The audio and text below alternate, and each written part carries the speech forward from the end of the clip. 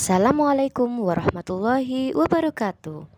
Halo anak-anak semuanya, kembali lagi bersama saya Bu Nina dalam video pembelajaran tema.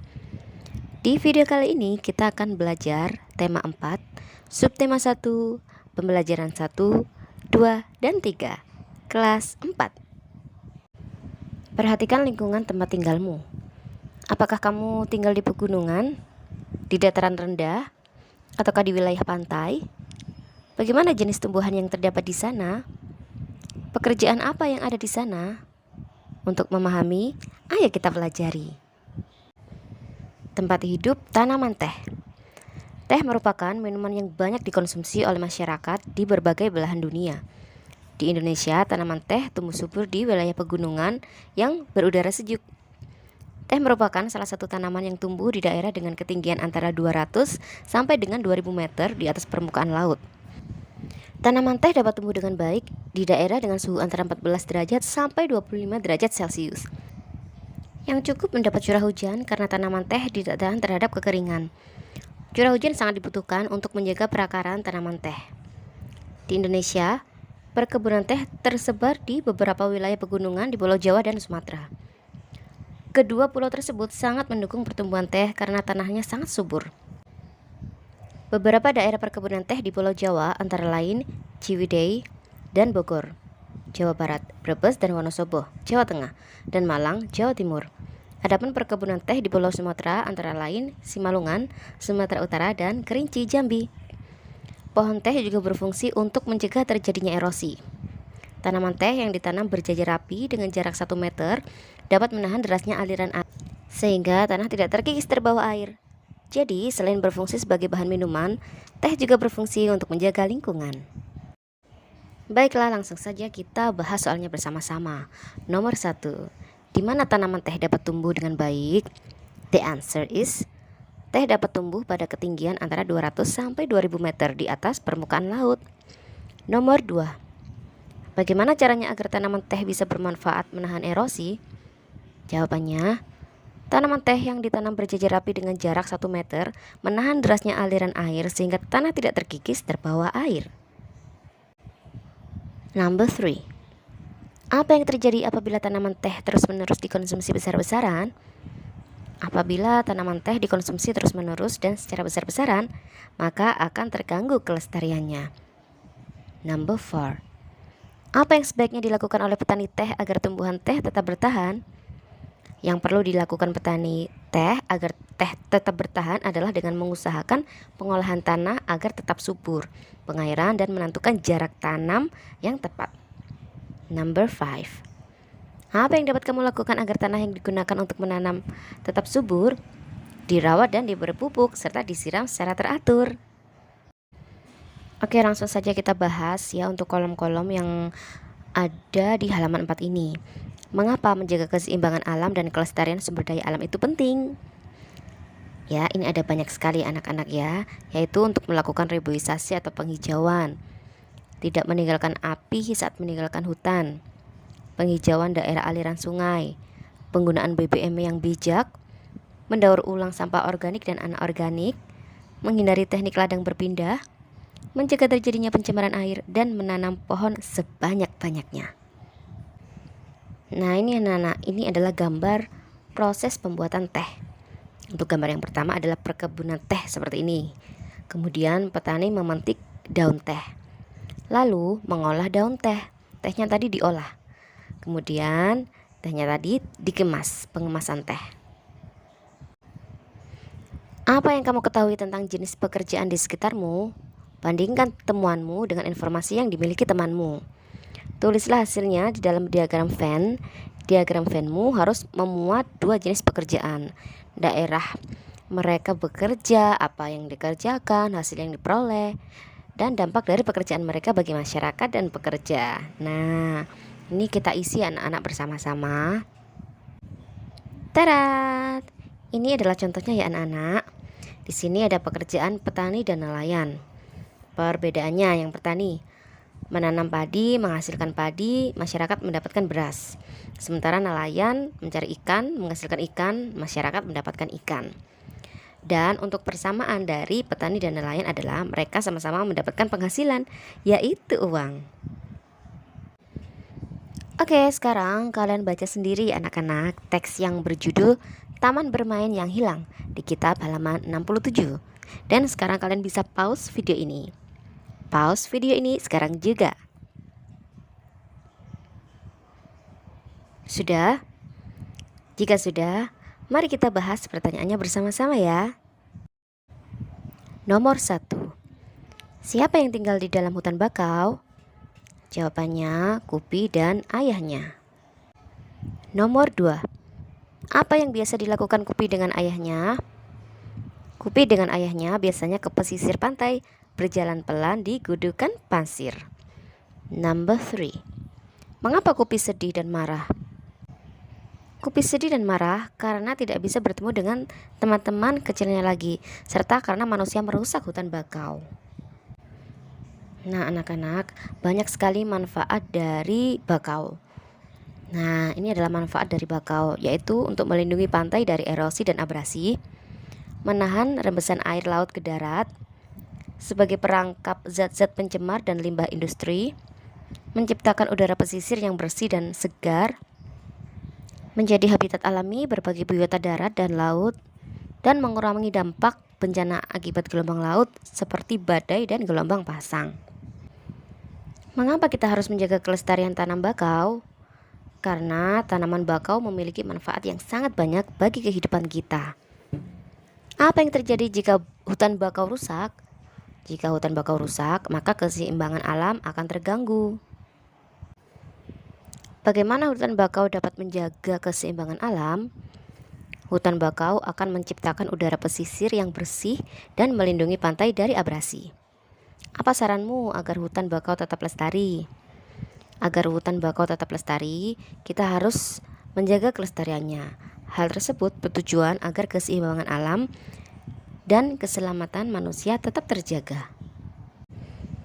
Nah, di sekitarmu terdapat sumber daya alam yang harus kamu jaga. Sebutkan 2 jenis sumber daya alam yang ada di lingkunganmu dan tulislah paling sedikit 3 kegiatan untuk menjaganya. Oke, langsung saja. Yang pertama adalah pohon. Contoh kegiatannya untuk menjaga kelestariannya: tidak menebang pohon sembarangan, melakukan reboisasi agar tetap terjaga, melindungi kawasan yang banyak pohon dari kebakaran hutan. Yang kedua, sapi. Contoh kegiatannya: menjaga dan merawat dengan baik, memeriksa kesehatan secara rutin, memeriksa kesehatan sapinya itu secara rutin, dan menyediakan kandang yang nyaman dan sehat bagi sapi. Nah, kalian semua pasti tahu kan anak-anak, gambar apa ini? Iya, ini adalah gambar Garuda Pancasila. Sekarang tulislah sila-sila Pancasila dan hubungkan dengan simbolnya. Baiklah, langsung saja kita jawab dan kita bahas bersama-sama. Sila ke-1, ketuhanan yang Maha Esa. Simbolnya bintang. Artinya, bintang dimaksudkan sebagai sebuah cahaya seperti layaknya Tuhan yang menjadi cahaya kerohanian bagi setiap manusia. Sedangkan latar berwarna hitam melambangkan warna alam atau warna asli yang menunjukkan bahwa Tuhan bukan sekedar rekaan manusia, tetapi sumber dari segala dan telah ada sebelum segala sesuatu di dunia ini ada. Sila kedua, kemanusiaan yang adil dan beradab. Simbolnya rantai. Rantai terdiri atas mata rantai berbentuk segi empat dan lingkaran yang saling berkait membentuk lingkaran. Mata rantai segi empat melambangkan laki-laki, lingkaran melambangkan perempuan. Mata rantai yang berkait melambangkan setiap manusia, laki-laki dan perempuan, membutuhkan satu sama lain dan perlu bersatu sehingga menjadi kuat seperti sebuah rantai. Sila ketiga, Persatuan Indonesia. Simbolnya pohon beringin. Pohon beringin merupakan pohon besar di mana banyak orang bisa berteduh di bawahnya. Seperti halnya semua rakyat Indonesia bisa berteduh di bawah naungan negara Indonesia. Selain itu, pohon beringin memiliki sulur dan akar yang menjalar kemana-mana, namun tetap berasal dari satu pohon yang sama, seperti halnya keragaman suku bangsa yang menyatu di bawah nama Indonesia. Sila keempat, kerakyatan yang dipimpin oleh hikmat, kebijaksanaan dalam permusyawaratan perwakilan. Simbolnya yaitu banteng. Digunakan karena banteng merupakan hewan sosial yang suka berkumpul. Seperti halnya musyawarah, di mana orang-orang harus berkumpul untuk mendiskusikan sesuatu. Sila kelima, keadilan sosial bagi seluruh rakyat Indonesia. Simbolnya padi dan kapas. Padi dan kapas digunakan karena merupakan kebutuhan dasar setiap manusia, yakni pangan dan sandang sebagai syarat utama untuk mencapai kemakmuran yang merupakan tujuan utama bagi sila kelima ini. Nah, di sini terdapat 3 gambar ya anak-anak. Gambar yang pertama adalah saling mengejek, gambar yang kedua bekerja sama atau gotong royong, dan gambar yang ketiga adalah mencuri. Sekarang berilah pendapatmu, apakah tindakan ini sesuai dengan sila pertama? Oke, untuk gambar yang pertama, pendapat gambar di atas tidak sesuai dengan Pancasila sila pertama. Alasannya, karena saling mengejek tidak termasuk ke dalam sila toleransi antar umat beragama. Untuk gambar yang kedua, pendapat gambar di atas tidak sesuai dengan Pancasila sila pertama. Alasannya, karena gambar tersebut lebih mencerminkan sikap gotong royong. Nah, kalau sikap gotong royong atau kerjasama itu mencerminkan Pancasila sila ketiga, yaitu Persatuan Indonesia. Dan untuk gambar yang ketiga, pendapatnya gambar di atas tidak sesuai dengan Pancasila sila pertama. Alasannya, mencuri adalah perbuatan tercela yang dilarang oleh semua ajaran agama. Oke, untuk gambar selanjutnya, gambar yang pertama ada 2 anak sedang belajar atau sekolah. Kemudian gambar yang kedua ada seorang petani sedang mencangkul sawah. Dan gambar yang ketiga adalah seorang anak yang sedang bermain sepak bola. Langsung saja kita bahas bersama-sama. Untuk gambar yang pertama, pendapatnya gambar di atas termasuk mencerminkan sila pertama. Alasannya karena menuntut ilmu merupakan salah satu kewajiban yang harus dilaksanakan sesuai dengan ajaran setiap agama. Untuk gambar yang kedua, pendapatnya gambar di atas termasuk mencerminkan sila pertama. Alasannya, menjaga dan mengolah sumber daya alam merupakan salah satu contoh sikap penerapan sila pertama, yaitu menjaga apa yang sudah Tuhan berikan. Untuk gambar yang ketiga, pendapatnya gambar di atas termasuk mencerminkan sila pertama. Alasannya, berolahraga akan membuat tubuh sehat. Hal tersebut merupakan salah satu cara mensyukuri dan menjaga nikmat sehat yang telah Tuhan berikan. Sekarang, tuliskan contoh tindakan lain dalam kehidupan sehari-hari yang sesuai dengan sila pertama Pancasila. Nah, contohnya adalah mempersilakan teman yang hendak beribadah saat belajar atau bermain bersama, menaati perintah Tuhan Yang Maha Esa, tidak membeda-bedakan agama, berbuat baik dan mulia sesuai ajaran Tuhan. Oke, sekarang kalian baca sendiri teks yang berjudul Semut dan Belalang yang bisa kalian baca di kitab halaman 24. Bunda kasih kalian waktu 5 menit untuk membacanya dan kalian bisa pause video ini sekarang juga. Sudah dibacakan anak-anak? Baiklah, kalau kalian sudah membaca semuanya, marilah kita bahas soalnya bersama-sama ya. Tulislah pendapatmu tentang sikap yang diperlihatkan oleh semut dan belalang. Nah, ini misalkan pendapatku tentang sikap semut. Sangat setuju dengan sikap semut.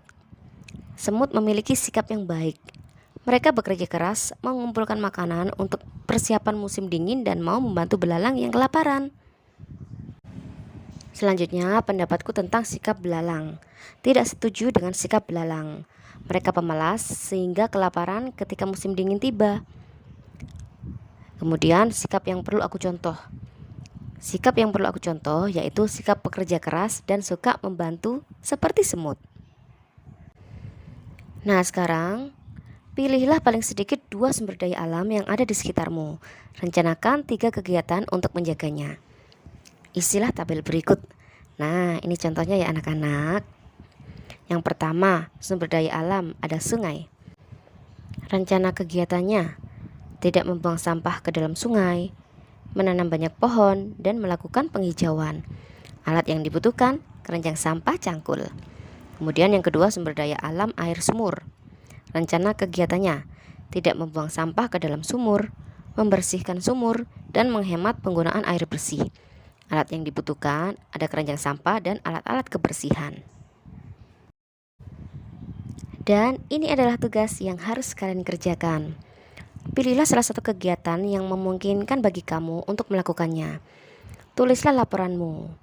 Laporan harus memuat 2 sumber daya alam yang dipilih, kegiatan untuk menjaganya, alat yang dibutuhkan, dan rencana selanjutnya.